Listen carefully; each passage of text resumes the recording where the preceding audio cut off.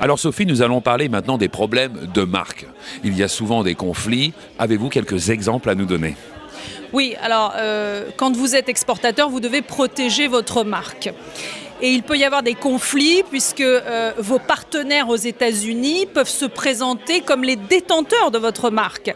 Et pourquoi ? Eh bien, si vous n'avez pas déposé votre marque, et même si vous l'avez déposé, il y a ce qu'on appelle le droit d'antériorité d'utilisation de la marque, qui s'appelle une common law trademark, c'est-à-dire en fait une marque que vous avez utilisée, et ce droit d'usage vous confère avec l'antériorité la possession de la marque. Et même si vous déposé après, votre partenaire américain pourra se poser comme le propriétaire de la marque. Alors ça peut poser vraiment des problèmes parce que, par exemple, moi j'avais un exportateur qui est venu me voir désespéré et qui m'a dit, ben voilà, je me retire du business, mais il va falloir que je laisse ma marque dans le business, dans l'affaire, si je veux pouvoir partir et récupérer mes billes.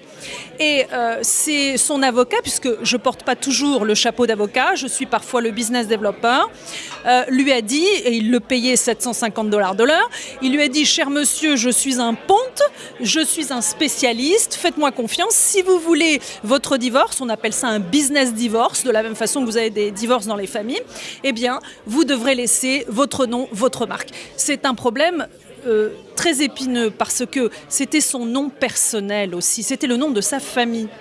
Donc vous ne pouvez pas vous permettre de perdre le nom qui vous fait gagner de l'argent. Bon, je me suis aperçue que le travail légal était très mal fait, et non seulement très mal fait, mais lacunaire. C'est-à-dire que le travail avait été fait par le stagiaire qui était là pour l'été.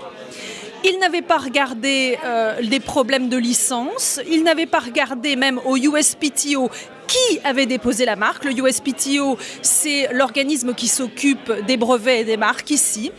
C'est l'équivalent de l'INPI en France. Donc quand j'ai commencé à faire cette recherche, que j'ai écrit au USPTO pour leur demander qui avait droit à la marque, on s'est aperçu qu'ils avaient essayé de la déposer.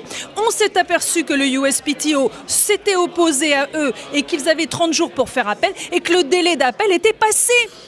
Donc la marque revenait bien à mon client qui était ravi. Nous n'avons pas eu besoin d'aller devant les tribunaux et ça s'est réglé en 2 coups de cuillère à peau. D'où la nécessité de faire une médiation, parce que quand vous rencontrez la personne avec qui vous avez un problème, vous comprenez où est le problème et vous pouvez peut-être vous-même apporter la solution. Derrière tout problème légal, il y a un problème humain d'abord, il y a parfois un problème d'ego et il ne faut pas froisser son adversaire dans les affaires. C'est aussi ça la culture des affaires, c'est de laisser aux États-Unis à l'autre sa dignité et le respect de la personne, de l'entreprise avec qui vous faites affaire. Je crois que ça aussi, c'est un point très important. Et dans la médiation, on découvre où le bas blesse, parfois en offrant une excuse, et ça peut paraître tellement sommaire d'offrir une excuse, mais parfois ça peut débloquer la situation parce qu'une personne qui finalement comprend que vous n'avez pas souhaité la froisser, que vous n'avez pas souhaité lui faire du tort au niveau commercial, eh bien sera alors beaucoup plus favorable à une solution à l'amiable. Merci beaucoup Sophie.